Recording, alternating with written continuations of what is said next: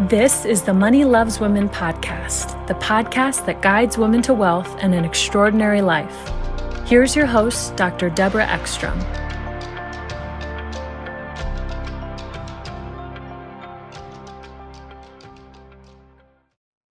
Hi, this is Dr. Deborah Ekstrom for the Money Loves Women podcast. Welcome back. If you're enjoying what you're hearing here, keep listening in to the Money Loves Women podcast at iTunes, Spotify. Just ask the A girl, Alexa. I don't want mine to answer me right now. And or anywhere podcasts are found. So follow us along. Listen to women and some men who've been successful, who are interested in growing your self-mastery, help coach you, help share their wisdom, and show you the path. So thanks for listening. We're going to commence one more time. This is part 2, the second part, talking about wealth building. The first part last week talked about the different stacks of wealth building, including making a committed decision for wealth. Lots of people never do that. And then taking responsibility for your money. So that means making a money plan, insuring yourself against predators, and otherwise in educating yourself. So part of it is investing in your education. And you can do that right here. Taking responsibility for your money. The next piece, of course, is checking your mindset, because we all grow up with messages that we don't have any way to evaluate in terms of their validity and whether they'll aid us or harm us in our wealth building endeavors. So we all have those, and lots of them are negative. And we get those from culture. We get those from people in authority, people we're inclined to believe when we're young. So assess your mindset. What do you really believe about money? If you don't believe that money loves you, it's going to be very hard for you to love it back. And money loves women. Money loves everybody, but money especially loves women. So love it back. Welcome it into your life with open arms. And if you can't or don't or aren't there, money's going to have a really hard time coming to you, and it will pass you by for the next opportunity. So take responsibility for your money and check your mindset. Pivot if you need to, and assess what's real and what's not helping you. After that, you need to work right into designing your life with wealth in mind. Now, lots of people don't realize they create their life. They co-create their life with the infinite intelligence, if you like. But you create your life. So you might as well design it for wealth. Why not? It's much easier to live a wealthy life than it is to live a poverty-stricken life. So go for it. Design your life with wealth in mind. That means putting your boat into a fast-moving stream. And by that, I mean choosing work that not only allows you to do well, but allows you to do good while you're doing well. So do both of those and put your boat into a stream that's on an uprising wave. If you're putting your boat into a stream that's downflowing with less and less cash flow, less and less relevance to people at large, then you're not going to be able to create wealth very readily. If you don't know what the 10 roads to riches are, listen to my podcast some time ago about the 10 roads to riches, or go ahead and get that book and read the 10 roads to riches. And then you will realize you're likely not to make your wealth with being a professional athlete. You're unlikely to become a media mogul or many other things, but that you can find the paths that are well-worn and carry those forward and bring yourself to wealth. So design your life with wealth in mind. That also means designing your life so you can work, so you can produce, and so that you can make a difference and create value. And that's what you will get paid for. After designing your life with wealth in mind, you need to decide on your money machine. And wherever you are is okay in terms of the money you are being paid, whether it's your own business or it's someone else's business. But know that you don't have to stay there if you don't create the wealth you're looking for. You can utilize the experience you get there, but move forward. Do a great job while you're there, absolutely. Give more value than you're paid for, and then move forward to that next opportunity that will create more cash flow for you. And creating excess cash flow is the purpose of your cash machine, or the job or the business or the process that you're involved in that creates cash flow in your life. So remember that the excess cash flow is what we're looking for in order to invest. So excess cash flow, not what you are living on, but what you can use to put to work for you so that you don't have to work for your money anymore. The money works for you. Nice turnabout. So that's our goal. Ultimately is to put our skill sets in place, bolstered by two pillars. The first one I talked about a little bit before, making your life work so you can work. That means getting your children set up for independence, having them function in a way that doesn't interfere in your life in terms of creating chaos. So you need to have appropriate rearing of your children and devote to that, devote to their relationship, devote to your primary relationship plenty of time and effort and education, such that that relationship nurtures you so that you can make your life work and get the structures in place so that you're spending your time on the things that are your highest and best value. I personally love to clean. I love it. It's in my blood. I'm Dutch.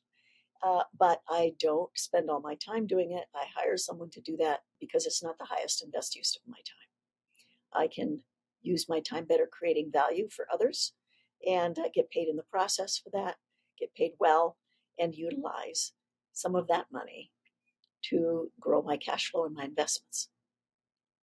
Doesn't sound very sexy, but it works out really well when you're actually in there doing it. The other piece I want to talk to you about is self-mastery, or who you're being while you're doing what you're doing. And some people call it maturity or wisdom. So as you grow in maturity and wisdom, more opportunities come your way. You interact with people who are more like yourself and people at higher levels, and you learn to grow yourself into new positions. If you are not at a status, and I'm not talking cultural status or societal status, I'm talking about your vibrational status, what kind of energy waves you are emanating out to other people. If you're not there, you're not going to resonate with your success. You won't be able to grow into that success. So make sure that you're spending time, effort, and money on advancing yourself, your spiritual and emotional self, so that you achieve a modicum of mastery and self-awareness and awareness of others. And as your awareness grows and you're more cognizant of the situations you're in, the communications you're having, how to manage your emotions, and how to master yourself, you will create more and more opportunity for wealth to come into your life. And it cannot be understated. If you do not do this, you will have opportunity pass you by and you will not even know it. So persons who are engaged in addiction, in addictive behaviors, in crass behaviors, in things that don't move them forward, in time-wasting behaviors, are not going to grow themselves. So there's a little saying, killing time is not murder. Killing time is suicide. So don't engage in that. All right, self-mastery and making your life work so you can work, buttressing our skill set. And I talked about those last time, about the skill set, and that we would talk about investing. So here we are. I want to talk to you about investing. So when people talk about investing, they almost always think of the stock market. And that's because typically their retirement funds are invested in something like mutual funds rather than much of anything else. Sometimes some REITs, sometimes some ETFs. But anyway, they're mostly things that revolve around the stock market. And then the old ancient wisdom is that you would invest in bonds, which are supposedly safer as you get older. And I would beware of old advice. But anyway, I do really love the stock market, but it's gambling. In fact, any type of investing is gambling if you are not educated. So there are no risky investments. There's only risky investors. So don't be a risky investor. Get yourself educated. When I started learning about wealth building, there just wasn't that much information available. It was in books. I didn't have a lot of mentors, but I was dogged in my determination to find information and grow. And some of it happened just by making mistakes. Now, the truth is, you don't have to make those mistakes. You'll make some. I hope you will make some because you learn from them. And it's inevitable in life that you make some mistakes, if you want to call them that. Experiential learning, I call it. But stay on the path. If you want to learn to invest, you can. It is a transferable skill. Yes, it's something you haven't been taught. Why? No one knew, or not many people knew. You didn't learn in school, probably. Your parents didn't know, probably. You probably don't know very many wealthy people, although you may, and you may not know they're wealthy, because many wealthy people don't particularly flaunt their wealth. And, the people that were authority figures in your life didn't know how to do this. So most people are middle class, think of themselves as being middle class, and have a very middle class way of thinking. They don't think in terms of the way the wealthy think. So keep that in mind, that changing to a wealthy mindset is the appropriate mindset to have if you're going to invest. One thing I'll say about investing, the more you know about business and how business works and how business creates cash flow, the better you will be at investing, especially in the stock market. And the reason for that is in the stock market, if you can be a value investor, you invest you create certainty for yourself in your investments, as close to certainty as you possibly can get. And you buy a piece of a business as if it were something you were going to buy the whole business. You might have that chance too. So anyway, buying a piece of a business that you would love to own for your whole life, the rest of your life, for the life of the business, that's how you want to invest in the stock market. And you need to be taught how to do that. This is not something that's easily self-taught. It can be, but it's not easy to do that and waste a lot of time. So just keep thinking in those terms if you want to invest in the stock market. It's very interesting for women who are great shoppers. Now, there's two things that you can do with the stock market. One is to increase value by purchasing portions of companies and monitoring them and making sure that they continue to be the kind of company that fits the definitions that create certainty. The other way you create value in the stock market is with options trading. And that's very risky if you don't know what you're doing. But if you learn to do it with rules, with value rules, you can create protection for yourself and you can make good cash flow if you need it to live in retirement, or you can supercharge your retirement account doing that, or you can create cash flow for yourself, which, because it's not in a retirement investment vehicle, you will be paying full taxation on that. So I like to say that 60% of something is a lot better than 100% of nothing. And we want to pay more taxes. Certainly, we want to find ways to mitigate tax responsibility. That's a whole nother subject. But we want to pay more taxes because that means we're getting more income and we're keeping more money. So that's great for us because we want to invest. All right, stock market, stocks and bonds. The next thing I want to talk about is tax liens and tax deeds. Many people have never heard of this.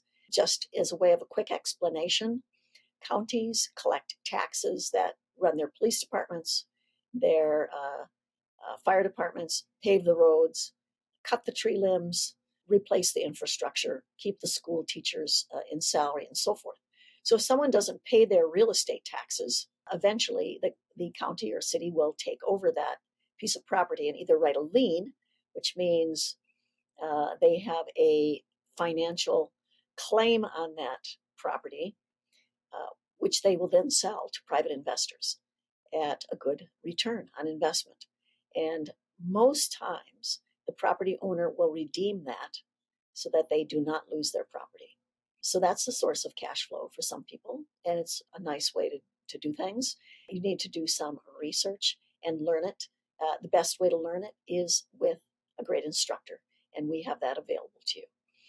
The second thing is tax deed investing, where the actual title to the home gets transferred to you on auction due to non-payment of taxes, and you actually own the property. That means you'll be paying taxes on it and be fully responsible for that property. You then can decide what to do with that property. You can rent that property out for cash flow and tax relief.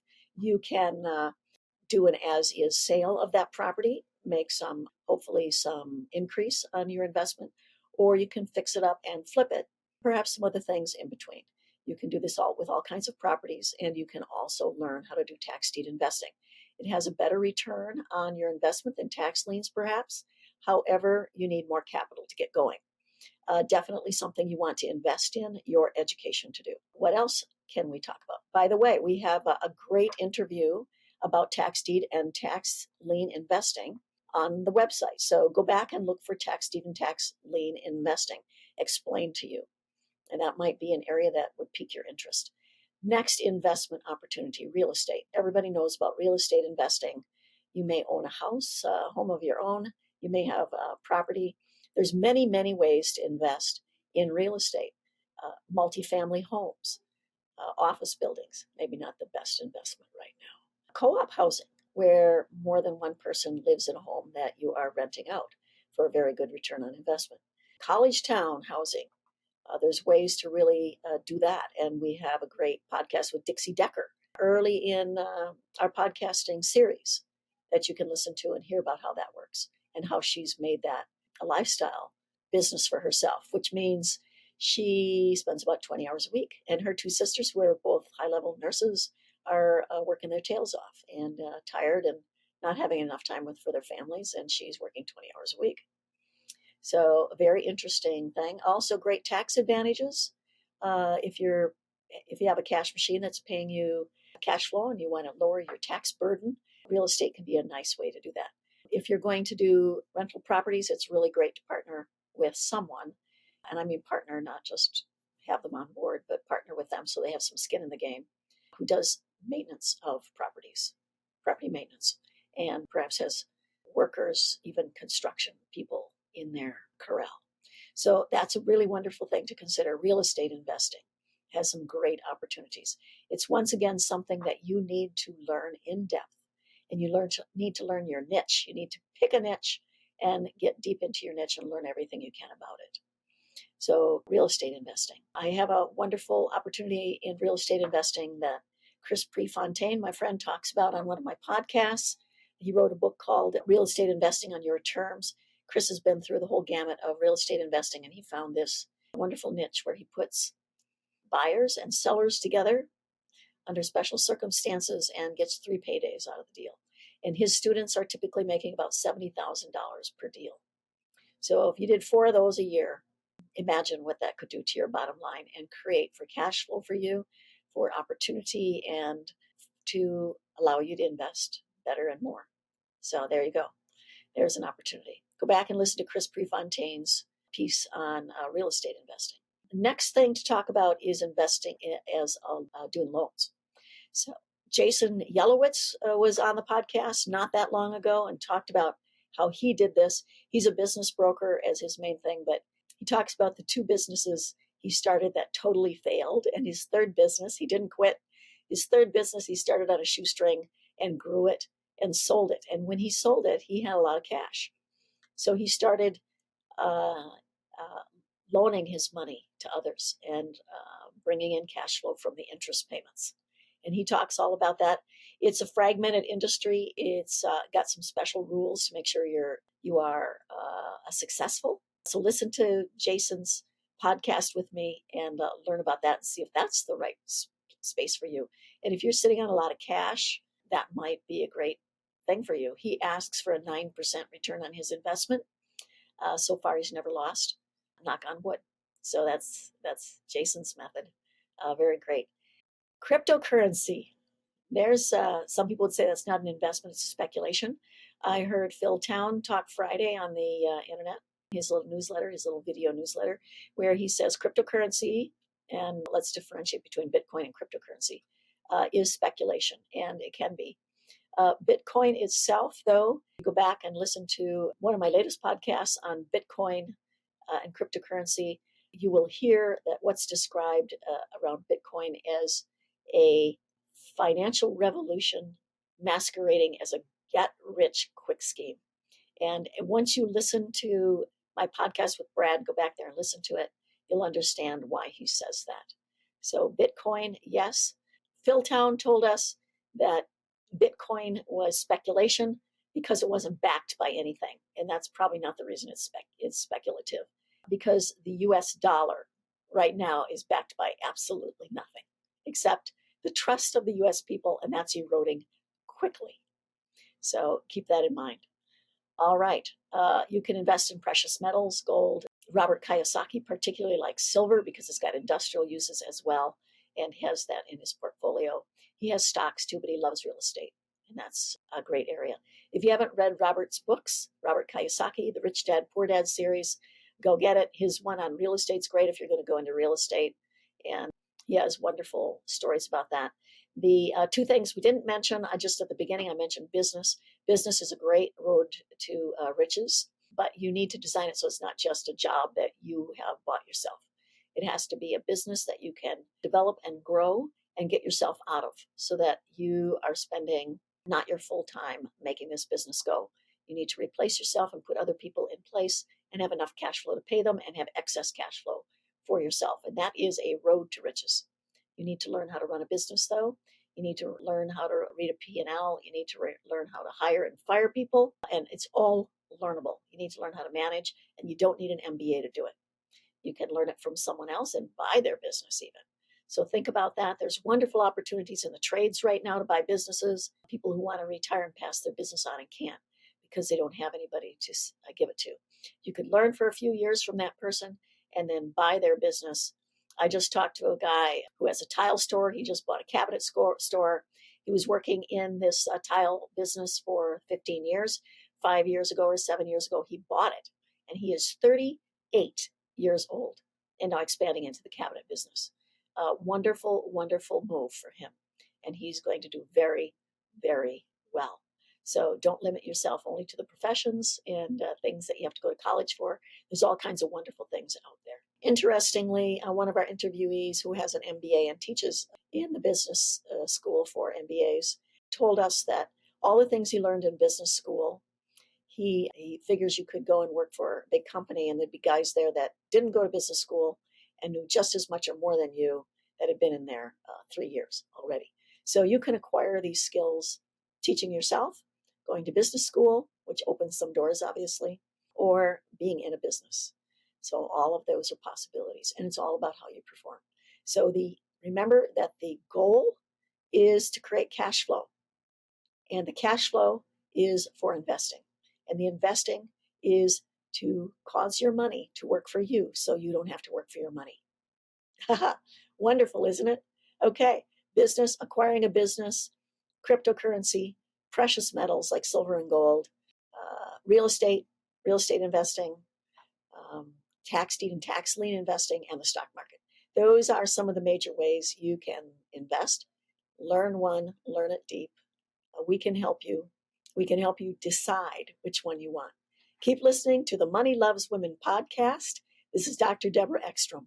If you want to get started, go to look in the links down below for the free financial freedom tracker. And that's a way for you to get to know your numbers and get started if you're feeling a little bit avoidant or worried or embarrassed that you don't have a better handle on your money. Don't forget that every woman, probably 98% of us, at some time will be solely responsible for our finances. 98%. If that was the lottery, you'd play. So go get educated, hang out with us, have fun with us, enjoy, and know that money loves you. This is Dr. Deborah Ekstrom for the Money Loves Women podcast. To your health, to your wealth, and to your happiness. May blessings rain down upon you. Thank you for listening to this episode of the Money Loves Women podcast. Please leave us a rating and review so we know how we can improve. Visit MoneyLovesWomen.com to gain more insight into how to live an extraordinary life.